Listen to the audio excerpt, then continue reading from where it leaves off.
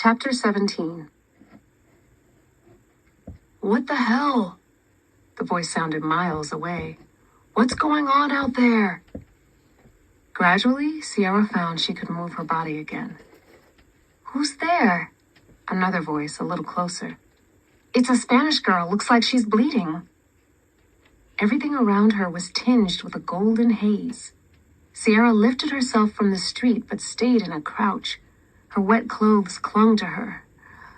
Lucera? Is that you?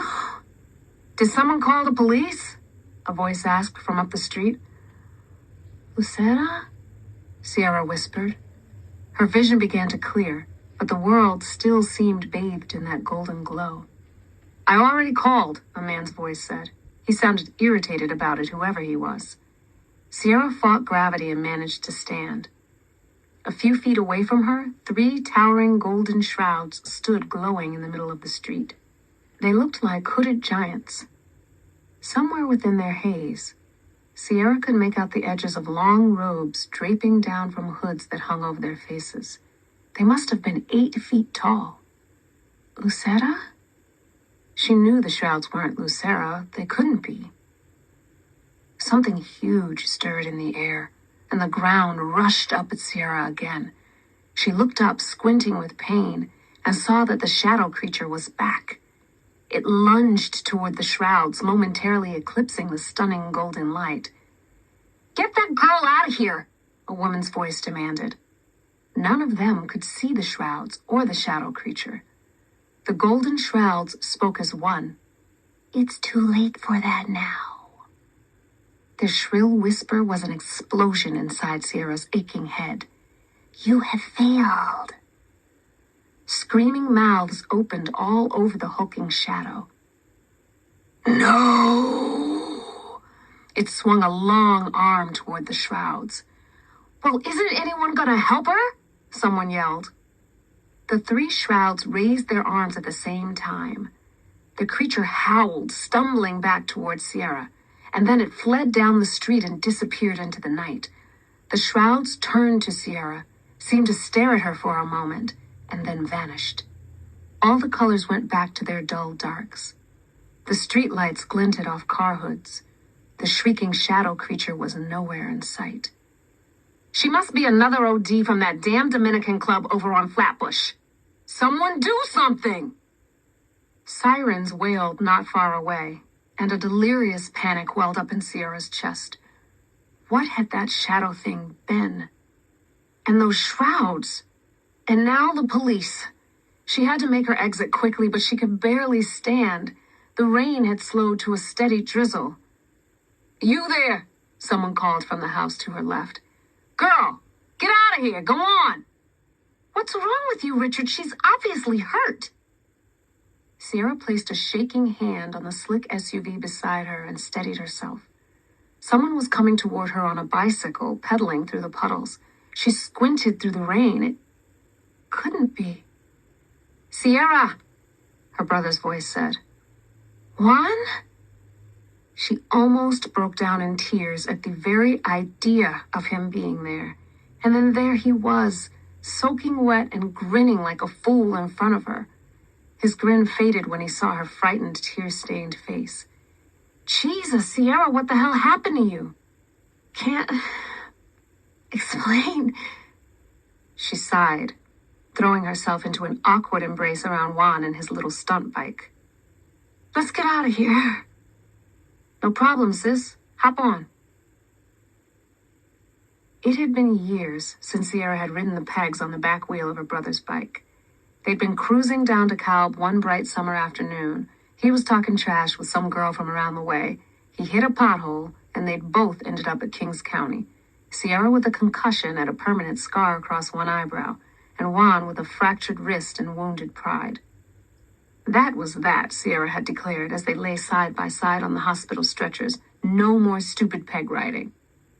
But it was strangely comforting on this dreary, haunted night, standing behind Juan with her hands on his shoulders, watching his spiky head bob up and down as he pedaled along Ocean Avenue, and the manicured suburbs gave way to the 24-hour vegetable stands and roti spots. Even the rain was a soft blessing against her face. and the warm June wind brushed away some of the terror of what had just happened. The gloomy darkness of Prospect Park loomed ahead of them. "Juan," she said, squeezing his shoulders, "how'd you know to find me? You never bike around Flatbush. And you're supposed to be in, like, Connecticut or something, with the band." He didn't say anything. "Juan, I just popped back through to check on things. Juan, you suck at lies. Just skip it. The shadows led me to you." Sierra dropped her foot to the street and the bike almost tipped over. "What the hell?" Juan yelled, screeching to a halt. "What do you know about the shadows?" He looked away. "A thing or two, I guess." "Juan." Sierra got off the bike and walked around to glare at her brother full in the face. "What's going on?" "Look, you being shady too? You tell me what happened to you back there. I'll tell you what I know about the shadows. Deal. You first." Juan scrunched up his face and exhaled irritably through his nose, the same frustrated tick he'd been doing since his whole life. "It was Grandpa Lazaro first told me about all of it." "When?" "When I was like, I don't know, 10. "When you were 10? Sierra crossed her arms over her chest. "Are you serious?" "Dead ass. Said he was passing on the legacy or something." "Legacy of what?" "It's like a whole spirit world in Brooklyn that Abuelo was in touch with. He was deep with them, came over from PR with a bunch of spirits, I guess, and then kept it going the whole time he was here, right up till his stroke." Sierra just stared blankly at her brother. The rain was a misty sprinkling on her skin. Cars honked and shoved busily past, sending out fleeting excerpts of whatever hot new single was getting overplayed on the radio. All these years, she'd blamed herself for having a shallow relationship with her aging grandfather. And now it turned out he'd had an entire supernatural universe he shared only with Juan. Did Gael know? I think Abuelo tried to tell him before I was born, but Gael wasn't trying to hear about it. Why? Why didn't he ever tell me? I don't know, Juan shrugged. You know, Abuelo was all into his old school machismo crap. He probably just didn't think you'd get it. Sierra stopped herself from slapping her brother across the face, but only barely. He recognized the violence dancing in her eyes. It's messed up, I know. Why didn't you tell me? I figured you'd just think I was crazy. Plus, the old man made me swear not to tell nobody. Said it'd be dangerous. Sierra watched the speckles of precipitation jangle and spin beneath the lamppost. Sorrow and rage combined, and Sierra had to push back a wave of tears. This was not the time. Can we, get back to heading home now? Juan asked. I'm pretty wet. You can tell me what happened on the way.